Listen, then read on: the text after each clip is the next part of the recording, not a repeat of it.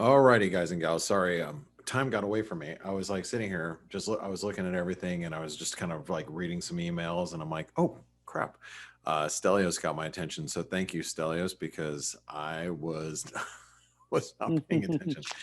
I think it was more of a just a case of the Fridays, right? Um, Indeed. yeah. So, and also it's still getting used to this new, believe it or not, still getting used to the new format. Um, you know, one thing that I'm going to point out this morning before I get into the charts, these are big breakouts, especially if you take like the Aussie dollar, especially if we can hold it today. Now, there's a lot of time left in today. I mean, this is a, you know, you know, we're we'll have to see what happens by the end of the session, but this is a big breakout, and the thing is it's holding for now. We're above the 161% extension of this last move, but it's going to be interesting where we close. And this squeeze has gotten out a lot of people, a lot of traders, and then we're seeing a lot of wild activity in like the metals. Like if you look at what happened in gold and silver, like overnight, gold took out all the stops to the lows, and then now we just punch back up towards resistance. Silver, pushed all the stops below the lows. We just pushed right back up towards resistance. Does a lot of it make sense? It doesn't. It doesn't at all. And I think one of the things that we have to really, and I'm going to write down I might as well write down all these numbers while I'm here. Oh, go ahead, Stel. Were you going to say something? No, it wasn't me. Oh, okay. Oh, I don't know who it was then. Probably Steve. Anyway, so with all of these moves, it might be options related. It's third Friday of the month. Maybe that's it. Maybe it's I don't know. But I can't get my eyes off of these yields. And you look at the yields, we're actually we're nearing actual highs here in the 10-year. And if this move accelerates higher in yields, Stelios, I just want to get your opinion. What do you think is going to happen here if yields continue to rise? Well, we've seen before, risk assets are going to have some trouble. Equities should theoretically move lower, but in practice, who knows? Yeah, right. I guess it's hard to say here, but I think we have to continue to watch these yields, and if you notice, I have an alarm set at the trend highs, because if they break out, I am looking at the S&P, and as much as I don't want to say, oh, you know, the trend is still higher. I don't want to say, hey, we have a head and shoulder developing here, but the fact of the matter is if yields do press higher, and that pushes the S&P back down towards 3,900, then we're going to have to start looking at more seriously a head and shoulder pattern, quite possibly developing. So while I'm here, let's go ahead and just take a quick look at the S&P, and let's go through everything. And like I said, I'm just, I can't stop looking at those yields, and I think it means something more than the market's playing into. I do. So right now, resistance is going to be right here at 39.40. So let's go ahead and write down that number. So 39.40 probably, sorry. 39.40 just basically keeps the possible of head and shoulder pattern developing. All right, so 38.70 is you guys know is really just critical support. I just have to put multiple asterisks there because you guys, even the dip yesterday to the spike low here, bounced. So just while we're above it, don't get too aggressively short. I mean, I shorted some Dow this morning, and I think I'm out of the money like 15 points or something. But it's a small position. I'm just kind of dabbling around. I'm not getting aggressive because, if the S&P starts to break out above here, I'm not going to be shy about cutting it either. Let's take a look at currency. So the euro, inverted head and shoulder pattern. We talked about how the 120 this week would hold. If it's a complex head and shoulder pattern, we have a descending neckline, which is holding. And so that means that this high overnight, which is 2145, that's important. So I'm going to actually put in 2150. Oops. And support today, I'm assuming right back down here at 120.80. 120.80 has been a big number for us for a long time. I mean, you can see it. Let me make this a little bit different. Why is that purple? Maybe I just need to make it thicker. Okay, there we go. You can see right here, you know, this 120.80 has been kind of a big number recently. So I'm just going to write that down. And I was just saying in the chat room as well this morning, you know, oh shoot, I gotta let these people, I gotta let our chat room know.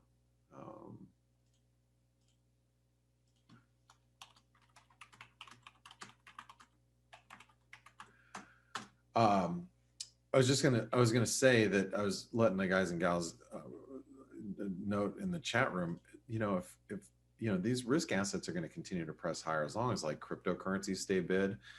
As much as I hate saying that, I mean, you know, that's like I know I've said it a lot this week, but that, you know, it's, you know, they continue to grind higher, and that's just keeping a bid and everything else. Anyway, we're going to talk about Bitcoin here in a minute. So the cable above 140, it's getting comfortable above 140. So I'm going to say that the support today is going to be 139.45.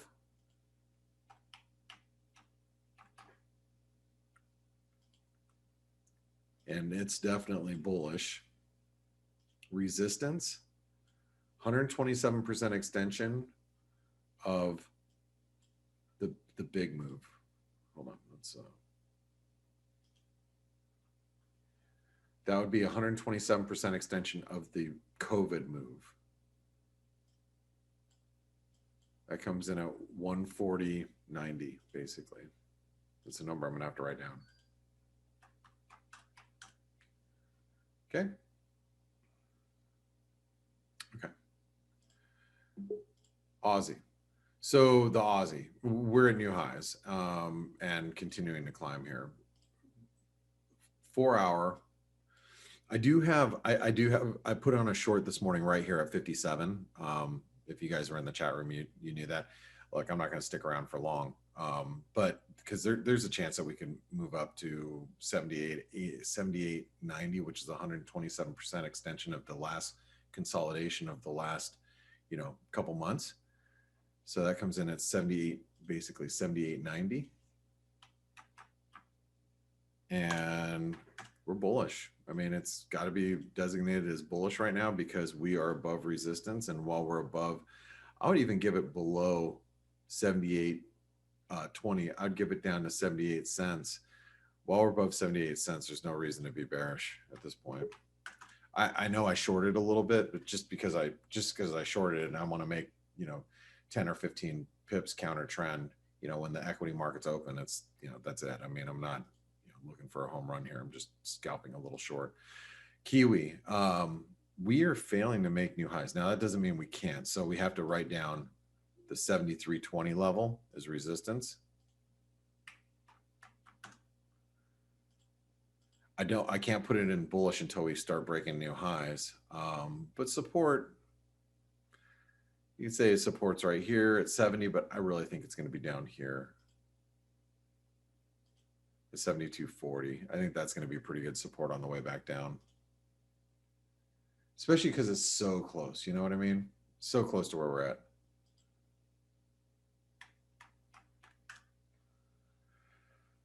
Dollar Canadian. So the Canadian retail sales came in weak, and dollar Canadian probed through these lows. Now it's starting to bounce. I'm just surprised the dollar Canadian came off as aggressively as it did, you know. But then again, should I be surprised based on what we've seen today, you know, and what we've seen just in general? No, I you know, especially with the Aussie breaking out. But the fact is, right, there's the previous low, and that's 75.90. I'm sorry, 125.90, 80 something, 88 maybe. Let me take a look at the lows.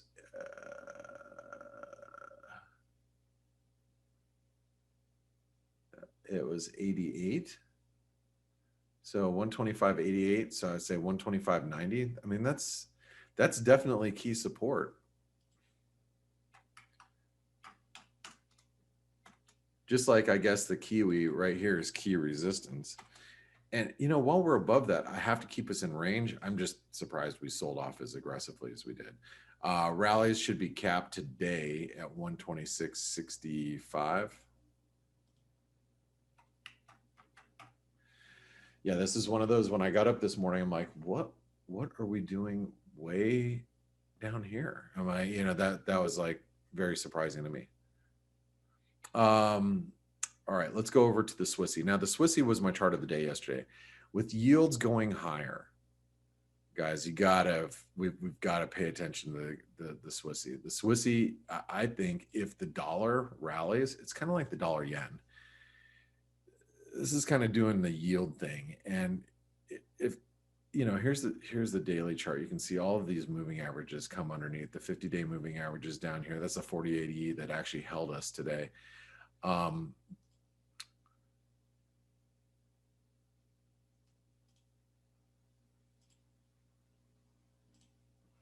That's the 50% retracement was the low. So 89.30. I'll give it down to 89.20 today. But I'm telling you guys, if this thing for some reason breaks 90, it's going to turn bullish like instantly. This is a this is the downtrend line right here that we have to pay attention to. Okay. US dollar, Norwegian krona. Believe it or not, this one is actually holding up really well. You know, we still have this longer term double bottom. And I don't want to give up on the US dollar, Norwegian krona yet, because the inverted head and shoulder pattern here, if you take this, not that, wrong thing. Let me get rid of this actually. We don't need that for right now. Okay. Let's take this. Oh no, that's a moving average. Sorry. Here's the line. It's right here. You know, I had it drawn something like this, but I'm like, you know, this might actually be pretty much a symmetrical, you know, inverted head and shoulder pattern. We got to watch this 840 level as support.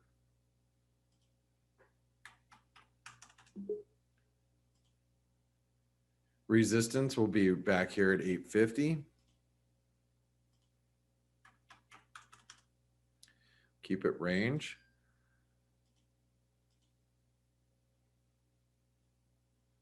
Dollar Mexican peso.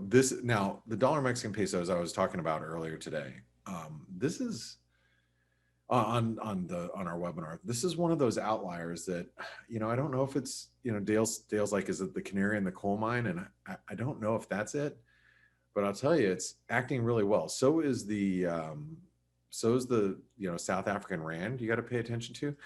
These emerging market currencies should be weak. They should. They're not. They should be. So what happens if they just start squeezing? Because how many people are just continuously buying dollar Mexican peso in this environment? I have one of the guys, one of the traders that I know, he's like continuously shorting, you know, dollar Mex or buying pesos and wondering, you know, what the, you know, why isn't that not working? So anyway, 2050 is going to be key resistance here, just because those are all the spike highs. And, you know, we didn't close yesterday. We didn't close above that 618. And I think I told you guys yesterday, we have to close above 20, 32 or 33, the 618 for me to be bullish. And we are not doing it. Today it's above it. So I'm, you know, this is threatening to turn bullish, threatening to. But that also means that the lows have to hold today. You can see the spike low down here or up here and the spike low down here. That comes in at 20.25. So that is going to be support today. And that's going to be good support. That needs a hold for the bulls. NASDAQ's coming off a little bit here. So is the S&P. Come on, Aussie. Come on, come down a little bit. Okay.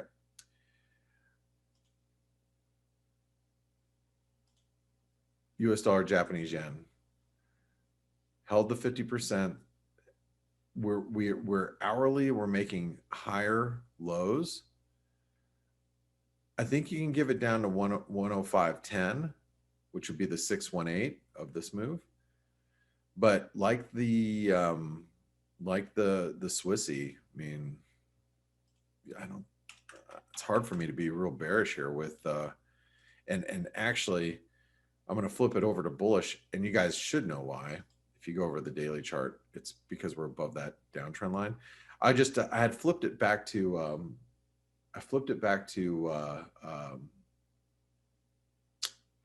neutral yesterday because of this possible false breakout, but I like the fact that it's still holding up really well. So resistance today is going to be 106.25, as it has been, or 106.20. I think that's key. But we have to keep the dollar yen at bullish. But if you look at all the other yen pairs, Aussie yen, New Zealand yen, all those other yen pairs, they're all bullish as well. So dollar index.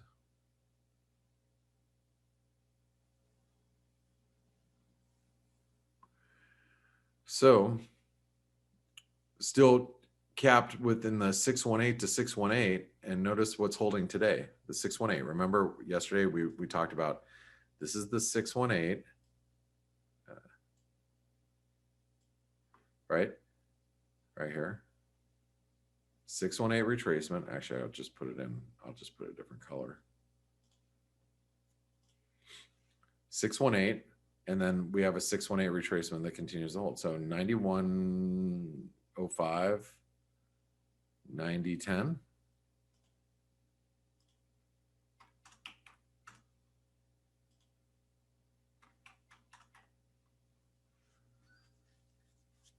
Okay.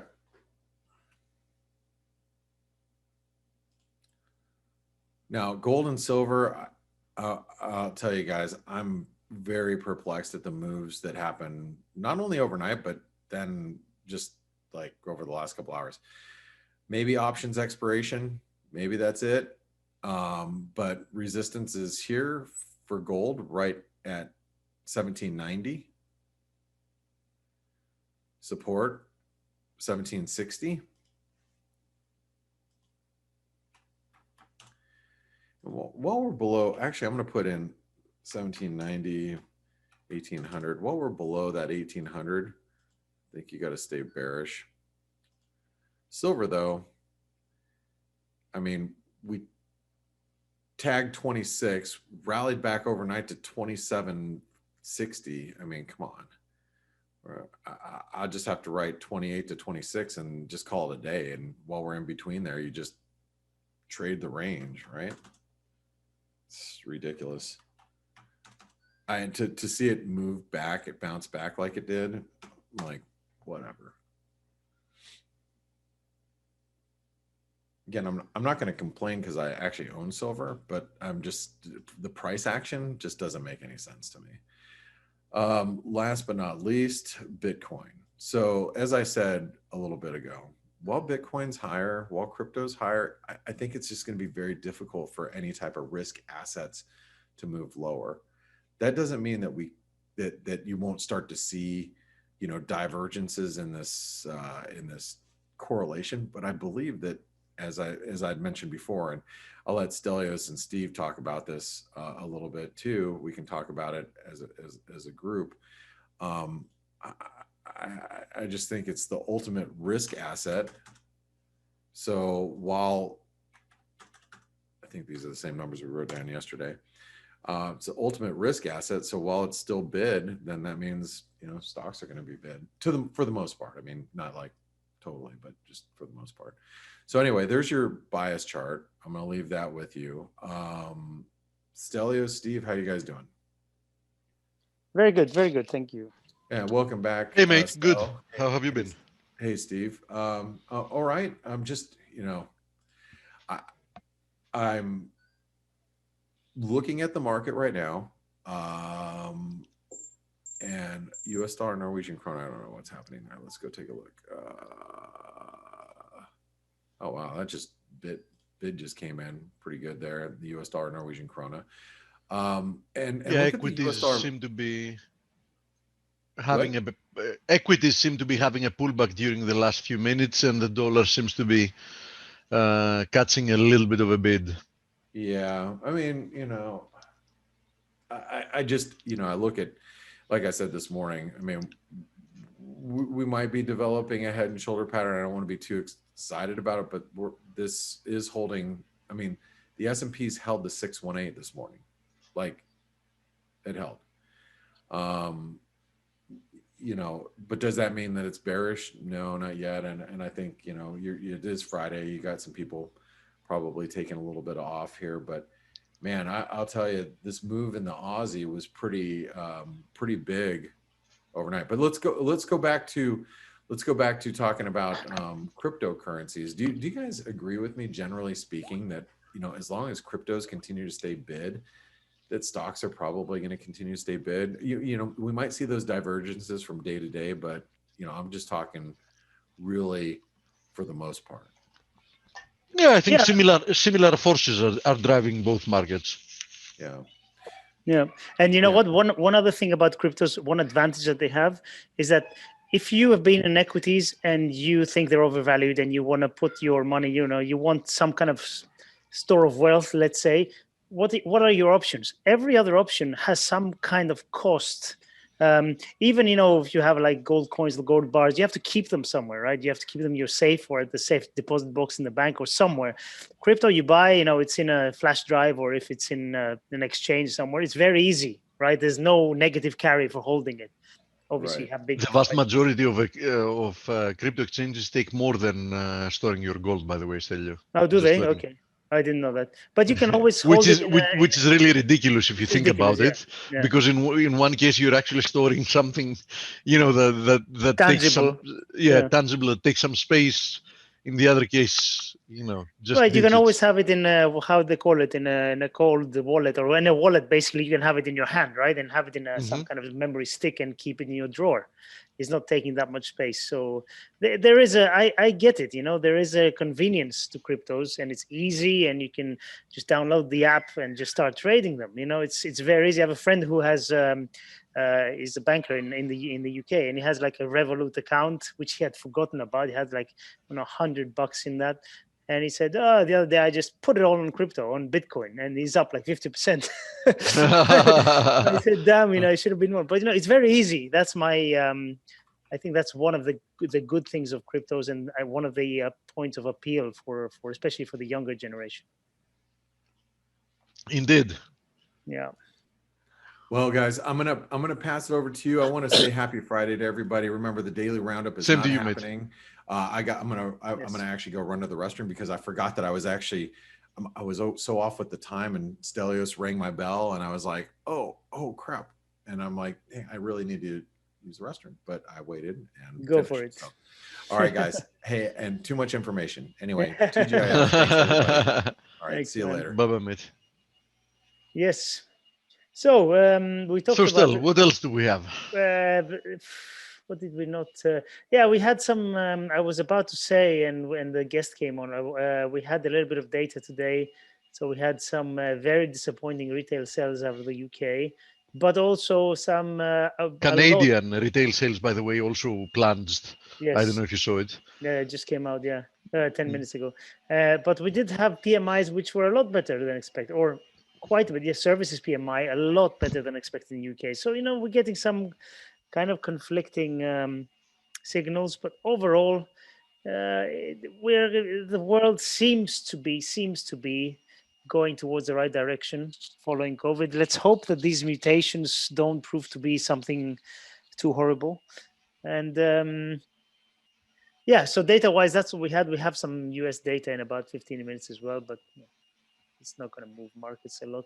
I mean, the main thing I'm looking at is yields. I actually posted the chart on the chat room a little while ago on 10-year, and I think the 10-year is we're getting. If you look at the weekly chart, if you look at TNX, If you look at the weekly chart of yields, we are. This is a 4-hour chart, by the way. I just Okay. wanted to look at the very short-term picture. Yeah.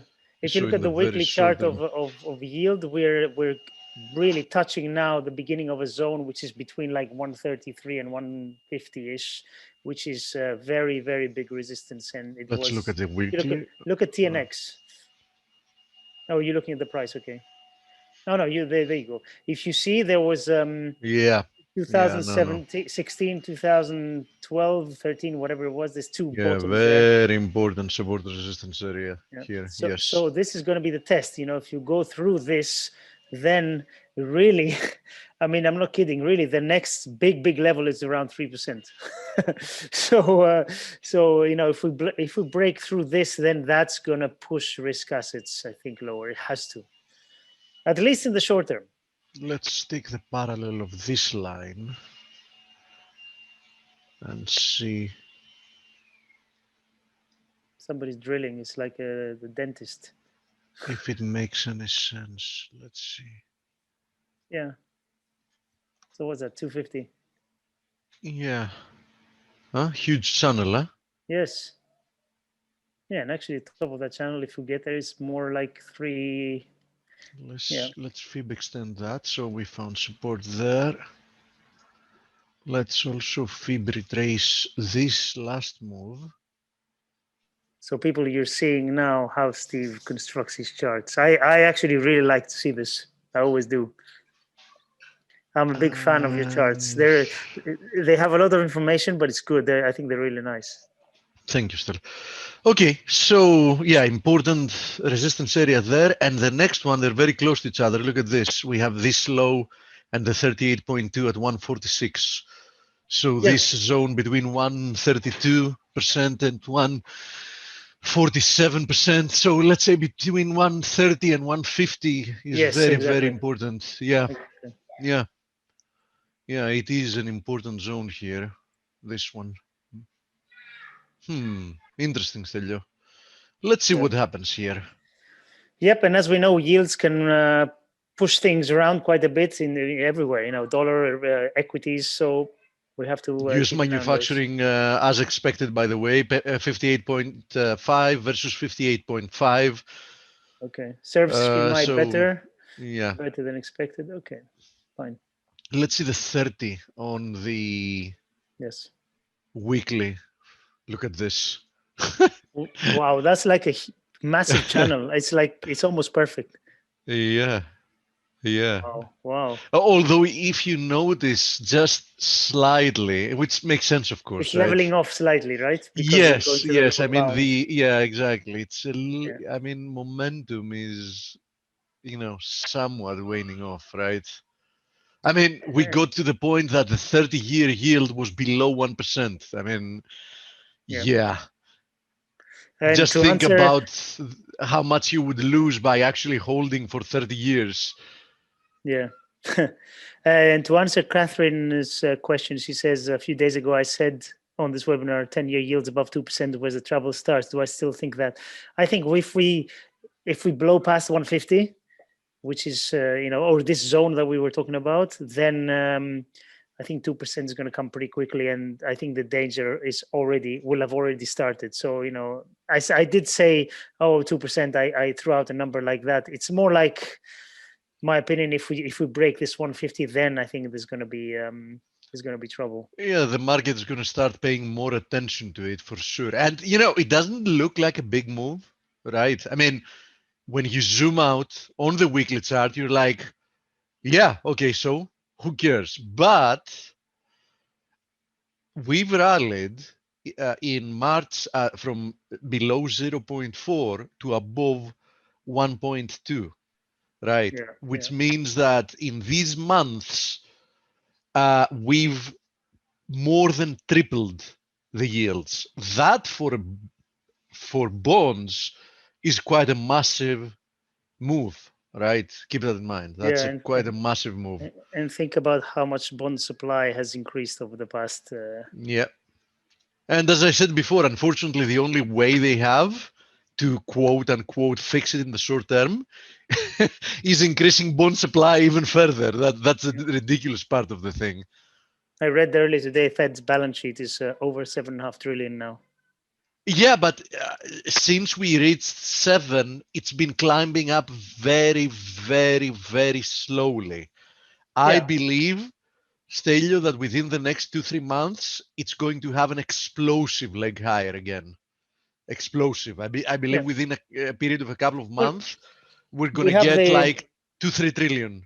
We have the spending plan, right, which is going to be voted now, and there's going to be another one, probably. It will. There certainly will, if you're asking me. Yep, and Gavin says the pace of the rise in these yields will start to get some people worried, especially if the pace keeps up at this rate. I agree, of course. Yeah. The pace is more concerning than the yield itself for the time being. Yes, I agree. Aussie yen, another bull flag, right? Kiwi yen, appreciating within the channel. We already showed what happened to Aussie and Kiwi. Blake did. I'll focus a little bit more on the 4-hour chart. Potentially a break higher also in the S&P ? This might be a bull flag.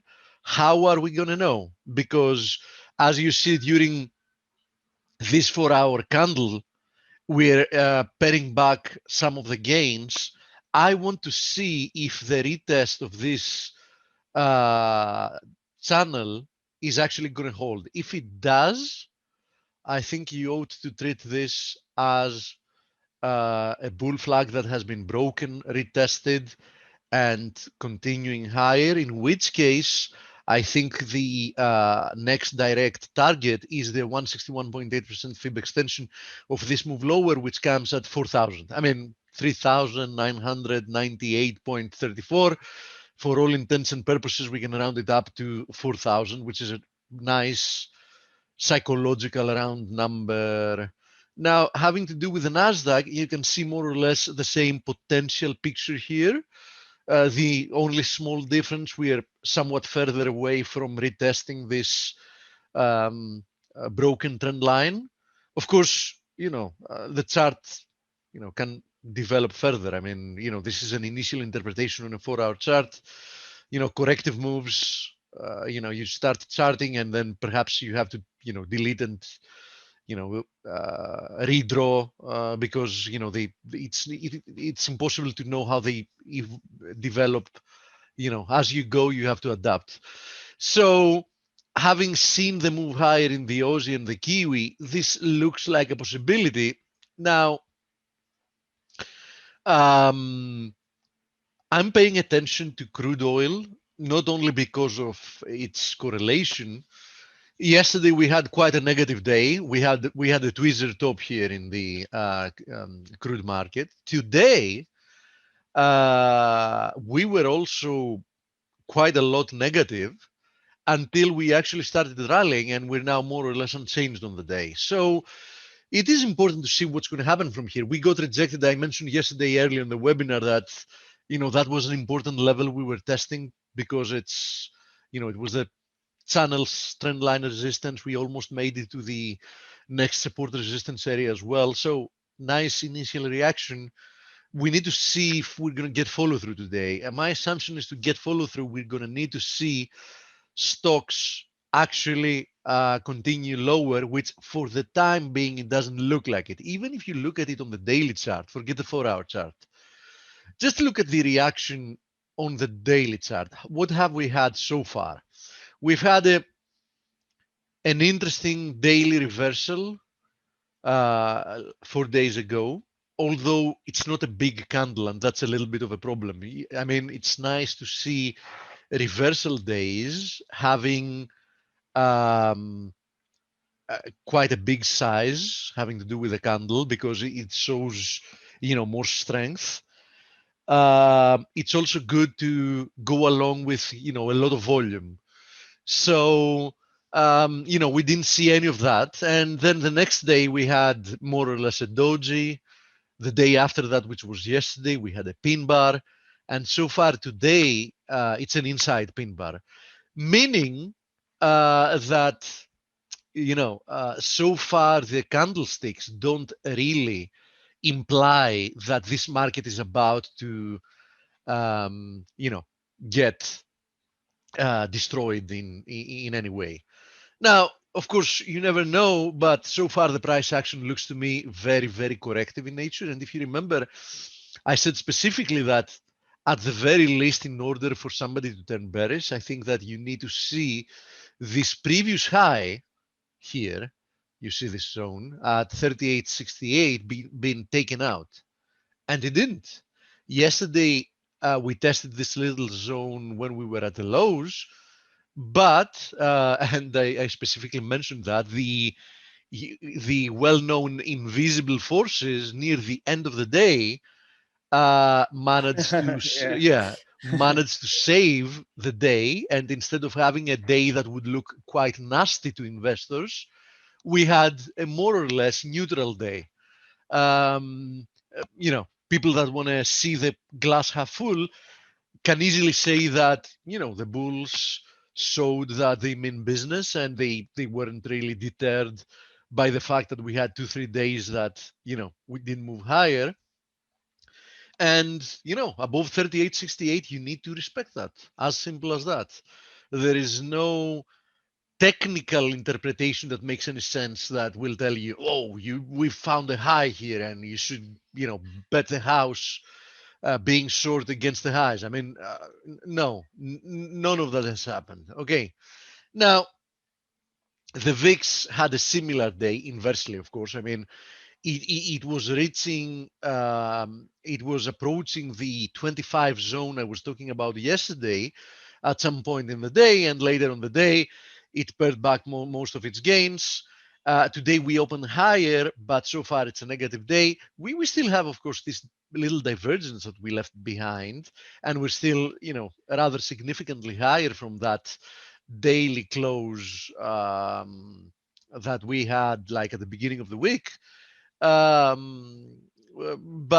we definitely need to see more, especially in a stubborn market, in a stubborn bull market like the one we've had. Now, if you look at other indices, here's the DAX. So far nothing really bearish looking there. Here's the Nikkei. I mean, just look at the Nikkei. This looks like a little flag, right? Yeah. Of course, the Nikkei has been also benefiting from the fact that USD yen has got a bid. Not the last couple of days. It actually got rejected from that zone there.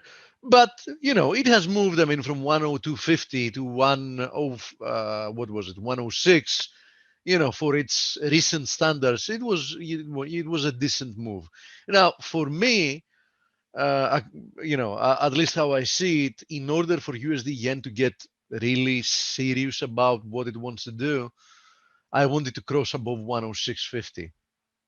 Hasn't done so far. Of course, it's quite a lot yield reliant, so it all depends about what yields are going to be doing. For the time being, indices seem to not care that much about it. USD yen cares more about it. I think it will care even more if we actually break through the current highs, and probably at some point, as we've said, indices will start caring as well. Now, gold did post a lower low, even if that was marginal, and that happened actually today. So we did fulfill the minimum requirement of another low, because we dipped our toes below like 1764. Are we done? It's very hard to say. Most likely not. Although so far the combination of these three candlesticks, admittedly, today's candlestick is still quite immature, is pointing to some kind of a morning star formation being produced here. But as I said, it's still early to say. Okay. Now, within that context, we can see gold plunge even lower towards 1700. But look at silver. Silver not only pared back all its losses, which it had earlier, but it's above yesterday's high already. So it's producing an outside hammer at the moment. Quite a nice move. Keeps showing resilience. I think it should continue to overperform. Same deal exactly for platinum. I think that platinum is building here some type of a most likely triangle. The resistance line, as you see, is completely arbitrary. It doesn't even have a second point. I just put it there because I'm assuming that more or less it's either going to be building a triangle or some kind of a flag. It's too early to say. But what I see here tells me that we should we still have a lot of strength in this market, and we should continue higher sooner rather than later. What is impressive, and if you remember, I mentioned that as one possibility, is the way that copper has actually sliced through this ascending wedge and actually accelerated, which is to be expected, because if that didn't actually work as resistance, it would act as gasoline to the fire. So copper seems to want to go parabolic at the moment, because breaking through this after such a prolonged move higher is quite a formidable move, which you cannot simply ignore. And nickel is doing the exact same type of move. You see it here. It broke through the channel. This is all pointing to inflation, right? Yeah, and seems to want to. Lumber, by the way, stayed at all-time highs also. I mentioned it the other day. It's hitting again all-time highs. So anything that's tangible, anything that actually has intrinsic value is sending a big signal saying that, yeah, something, I mean, priced in fiat currency, I'm cheap. As simple as that. Natural gas, I think it's sustaining its gains. I think it's a matter of time before it produces a higher high, now that we've broken through the channel. Crude oil has already done a massive move, so risk reward is definitely not to be buying it. But who knows? I mean, it can continue within this channel for some more time. Now, I wouldn't be buying it here, but in general, any decent move lower, in my opinion, is going to be a buying opportunity. We see a move back towards, I don't know, let's say 45. It's going to be a great buying opportunity. By the way, we just got existing home sales, negligible higher than expected. 661 was the forecast, and 669 is the actual number. So US existing home sales as a percentage 0.6 higher versus minus 1.5% expected. So that was a very decent bit. And the previous one was revised significantly higher as well, from 0.2 to 0.9. Another asset that has actual value, houses, at least you do something with them. They're bricks and mortars. I mean, they have intrinsic value for sure. You can rent them, you can live in them. They have some expenses, of course, as well. And my only problem with real estate personally is that the only thing I'm afraid about real estate is that it's an asset that unfortunately is rather easy to tax, and it's impossible to hide. It's not that you can hide from the government that you have a house. Do you think if yields are rising, copper will continue to rise as well? Irina, yields are irrelevant. Real yields are relevant. And for the time being, we've seen a decent move higher in nominal yields. But if you compare that to expectations about inflation, somebody will realize that it's just doing some catching up with what the market expects, and the market and the retail crowd is actually expecting that inflation is going to climb higher. And I think they're absolutely right. So for the time being, theoretically speaking, yields moving higher, if it was something that the market expected that would be more permanent, and it would also be in real yields, because if yields are why do I care if yields are 3% if I have, let's say, 5% inflation? Just an example. Real yields are minus 2%, right? But theoretically speaking, an increase in real yields should tame the price of commodities priced in whatever currency its real yields are moving higher.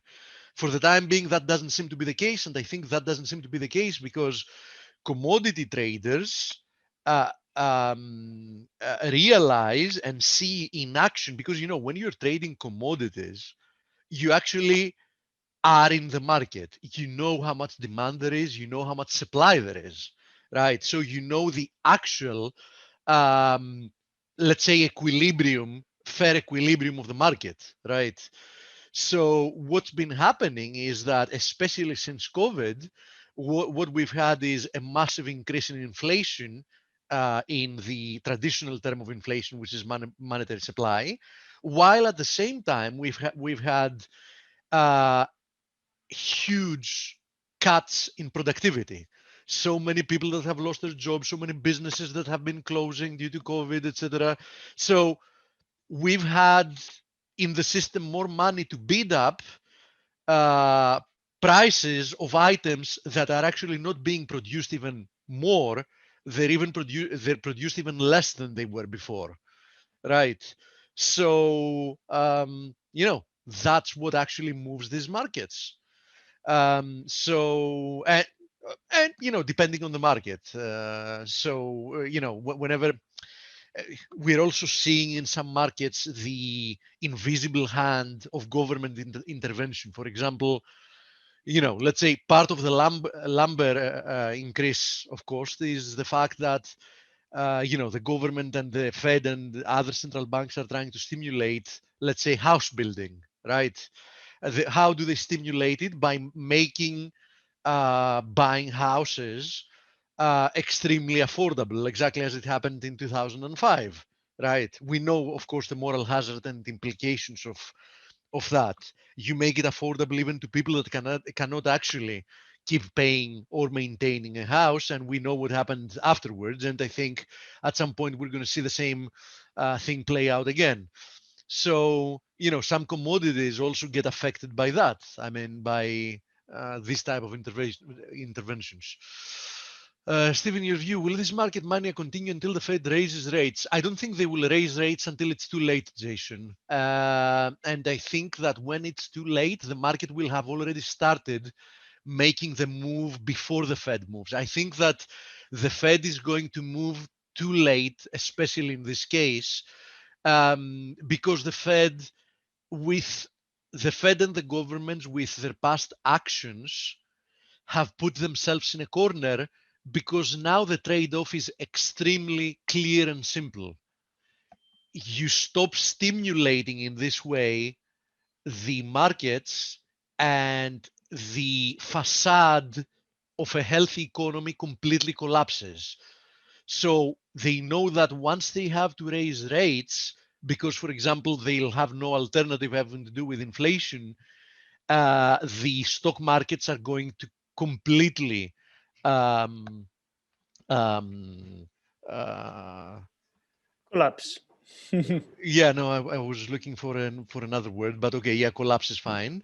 And the wealth effect is going to go along with it, and then everybody will wake up to the reality that the real economy is very sick, and the only thing that was keeping the pretenses is the wealth effect, right?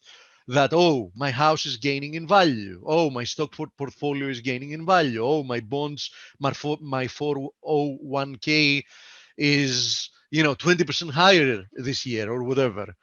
So, but at some point they will be forced to do that. Now, what they're doing is just pushing the inevitable further down the road to be somebody else's problem. Of course, the only thing they will achieve is that when the implosion happens, the problem is going to be so massive that the implications are going to be much, much worse than if they did, for example, the right thing in 99 2000, or even if they did the right thing in 2008 2009. But instead of doing the right thing, they wanted to paper over the problems. And let's say it's like you have pipe in the plumbing that has like rotten from time. It has cracked, and instead of cutting the problematic part and replacing it, you're just putting some tape over it, right? It might work temporarily. I mean, the water might stay there and not leak, but the tape is not going to hold for much. And the pipe problem is just going to become bigger, and at some point it's going to crack completely perhaps, and then no tape is saving you. You'll have to replace the pipe while, for example, you have water leaking out through it with full pressure. So that's going to be I think the final outcome, but who knows when it's going to be. I mean, there's no timing that. Anyhow, important move here. Here's the kiwi. It's important how we close the day, but this looks to me like a symmetrical triangle, and it looks to me like we're just breaking higher. So the Aussie has already made the move. The kiwi is very, very closely behind it. Now, there is a good chance that this is going to be the last leg of these moves higher before we get a deeper correction. Especially triangles usually are fourth waves. So, but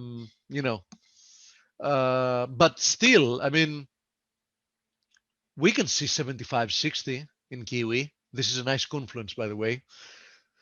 It's the 161.8% extension of the last bearish leg lower, and it's also that high that we had in the summer of 2017 before we started this, what was it, like 3-year-old bear market? Yeah, it lasted for 3 years. So I think we can make it there to 75.50. Having to do with the Aussie, we can make it to 81 cents, right? You can see there we had more or less a double top October 2017 and the beginning of 2018.